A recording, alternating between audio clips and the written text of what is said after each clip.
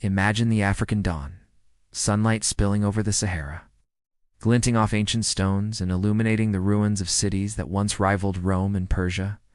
For centuries, the world's gaze has lingered on the pyramids of Egypt, the bustling markets of Carthage, and the gold of Timbuktu. Yet beneath the sands and within the forests lie the stories of empires whose brilliance has been obscured by time and the selective memory of history. Today, we journey into the heart of Africa to unveil the forgotten empires of Aksum, Kush, and Mapungubwe, whose legacies shaped not only a continent but the world. Chapter 1. The Kingdom of Aksum, Africa's ancient powerhouse. In the highlands of what is now Ethiopia and Eritrea, the Kingdom of Aksum rose to prominence around the 1st century CE. Its roots reach back to the DMT civilization, but Aksum was no mere inheritor. It was a creator, a builder, and a connector of worlds. The city of Aksum, its capital, became a beacon for traders, priests, and adventurers from across the ancient world. Aksum's strategic location along the Red Sea made it a linchpin in the trade routes that linked Rome, India, and Arabia. The port of Agilis bustled with activity, exporting ivory, gold, and exotic animals, and importing silk, spices, and glassware. The Periplus of the Erythraean Sea, a Greek travelogue from the 1st century, described Aksum as a thriving center of commerce, its markets echoing with the sounds of many tongues. But Aksum was more than a marketplace. It was a kingdom of monumental ambition. Its rulers commissioned towering, steely obelisks of granite, some soaring over 24 meters high, to mark royal tombs and proclaim their power. These stelae, carved with intricate patterns and crowned with symbolic doors and windows, still stand today as silent witnesses to a lost era. The kingdom's greatest transformation came under King Ezana, who reigned in the early 4th century. Ezana, influenced by the teachings of a Syrian Christian named Frumentius, became the first African monarch to adopt Christianity as the state religion. This act not only aligned Aksum with the Byzantine world, but also set Ethiopia on a unique religious path that endures to this day. Coins minted during Ezana's reign bear the cross, a testament to this profound shift. Aksum's influence was not confined to faith and trade. Its armies conquered the Kingdom of Kush, extending its reach deep into the Nile Valley. Its ships sailed as far as India, and its diplomats negotiated with emperors and caliphs. The kingdom's script Ge'ez became the liturgical language of the Ethiopian Orthodox Church, and its art blended Greco-Roman, Arabian, and African motifs. Yet, Aksum's glory was not eternal. By the 7th century, shifting trade routes, environmental changes, and the rise of Islamic powers along the Red Sea began to erode its dominance. The capital moved inland, and the great stele fell silent. But the legacy of Aksum endures in the churches of Lalibela, the liturgies of Ge'ez, and the memory of a kingdom that once stood among the world's great powers. One of the most poignant stories from Aksum's history is the tale of the Obelisk of Aksum. In the 20th century, Italian forces looted this monumental stele and transported it to Rome. For decades, it stood as a trophy of conquest, until international pressure and the persistence of Ethiopian voices led to its return in 2005. Its homecoming was a moment of national pride, a symbol of resilience and the enduring spirit of Aksum. Aksum's story is also one of tolerance and sanctuary. When the first followers of the Prophet Muhammad faced persecution in Mecca, they sought refuge in the court of the Aksumite king. The king, moved by their plight, granted them asylum, a gesture remembered in both Islamic and Ethiopian tradition as a testament to the kingdom's reputation for justice and compassion. Chapter 2. The Kingdom of Kush, the Black Pharaohs. Traveling north along the Nile, we encounter the Kingdom of Kush, a civilization whose history stretches back over 3 millennia. Centered in what is now Sudan, Kush emerged from the ancient city of Kerma, a powerful urban center that flourished as early as 2500 BCE. The Egyptians called this land Kush, and for centuries, it was both a rival and a partner to the pharaohs of the north. Kush's fortunes rose and fell with the tides of Egyptian power. When Egypt was strong, Kush supplied gold, ivory, and exotic animals. When Egypt faltered, Kush asserted its independence, developing its own culture, language, and religious traditions. By the 11th century BCE, after the collapse of Egypt's new kingdom, Kush re-emerged as a formidable power, establishing its capital at Napata.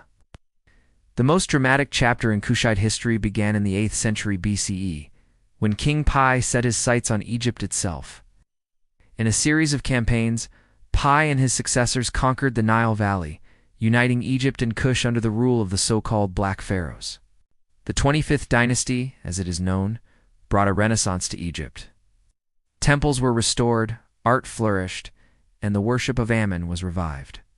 The Kushite pharaohs, including Shabaka and Taharka, ruled as both conquerors and reformers, blending the traditions of two great civilizations.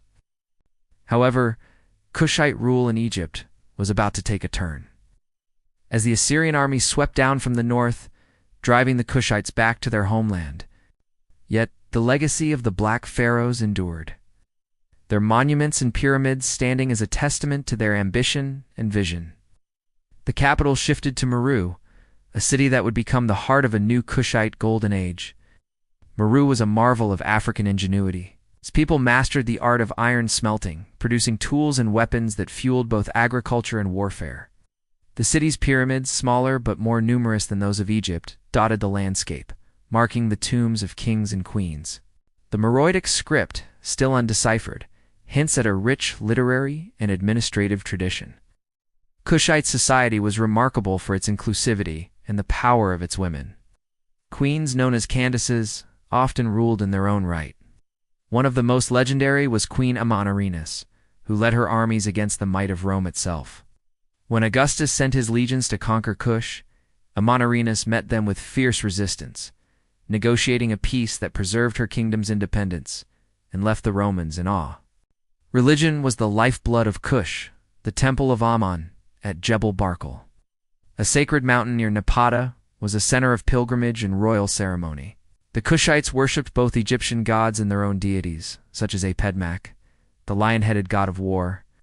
Their art and architecture blended African and Mediterranean influences, creating a unique and vibrant culture. The story of Kush is one of resilience and adaptation. Even as the kingdom declined in the 4th century CE, its legacy lived on in the memory of its people and the monuments that still rise from the Nubian sands. The pyramids of Meru, the stelae of Napata, and the legends of the Black Pharaohs remind us that Africa's history is as deep and complex as any on Earth. Chapter 3. The Kingdom of Mapungubwe by Southern Africa's Golden Dawn. Far to the south, where the Limpopo and Shash rivers meet, another African kingdom flourished in the shadow of time. The Kingdom of Mapungubwe, which rose to prominence between 1050 and 1270 CE, was the first known state in southern Africa, a precursor to the more famous Great Zimbabwe. Mapungubwe's origins lie in the Iron Age communities of the Limpopo Valley, particularly the sites of Schroda and K2. These settlements developed sophisticated systems of agriculture, cattle herding, and trade, laying the groundwork for the rise of a centralized kingdom. By the early 13th century, the capital had shifted to Mapungubwe Hill, a flat-top sandstone outcrop that became the seat of royal power. The society of Mapungubwe was highly stratified. The king and his court lived atop the hill, separated from the commoners below. This division marked one of the earliest examples of class-based society in southern Africa. The king was not only a political leader, but also a spiritual figure, responsible for rain-making rituals and the well-being of his people. Mapungubwe's wealth was built on trade. The kingdom controlled the flow of gold and ivory from the interior to the Swahili coast, where these commodities were exchanged for glass beads, ceramics, and textiles from as far away as China and India. Archaeological discoveries, including Chinese porcelain and glass beads, attest to the kingdom's far-reaching connections. The artistry of Mapungubwe's people is best exemplified by the famous gold rhinoceros, discovered in a royal grave on the hill. Crafted from gold foil over a wooden core, this exquisite artifact symbolizes the power and prestige of the Mapungubwe's elite. Other finds, such as gold, scepters, and ornaments, reveal a society skilled in metallurgy and deeply invested in the symbolism of leadership. The names of Mapungubwe's rulers have been lost to history, but their legacy endures in the ruins of their capital and the treasures unearthed by archaeologists. The spatial organization of Mapungubwe Hill, with its royal residences, burial grounds, and ritual spaces, reflects a society that valued hierarchy, ceremony, and the sacredness of kingship. Mapungubwe's influence extended beyond its borders. It set the stage for the rise of Great Zimbabwe, whose stone ruins would later captivate explorers and historians. The kingdom's achievements in trade, governance, and art laid the foundations for the complex societies that would follow in southern Africa. In modern times, Mapungubwe has been recognized as a UNESCO World Heritage Site and a symbol of African ingenuity. The Order of Mapungubwe, South Africa's highest honor, bears its name, reflecting the enduring significance of this ancient kingdom. Conclusion. The echoes of forgotten empires. The stories of Aksum, Kush, and Mapungubwe challenge the old narratives that once dismissed Africa as a continent without history. These empires were centers of trade, innovation, and culture, connected to the wider world by networks of commerce, diplomacy, and faith. Their rulers built monuments that still inspire wonder. Their artisans crafted treasures that speak of lost glory. And their people forged societies that were as complex and dynamic as any on earth. Why, then, have these empires been forgotten? The reasons are many: the biases of colonial historians, disruptions of conquest and migration, the silence of written records lost to time. Yet as archaeologists uncover new evidence and scholars revisit old assumptions, the true story of Africa's past is emerging, richer, deeper, and more inspiring than ever before. To unveil the forgotten empires of Africa is not merely to fill gaps in the history books. It is to recognize the genius, resilience, and creativity of a continent that has always been at the heart of the human story. As the sun rises over the ruins of Aksum, the pyramids of Meru, and the hill of Mapungubwe, we are reminded that history's greatest treasures are often those waiting to be rediscovered.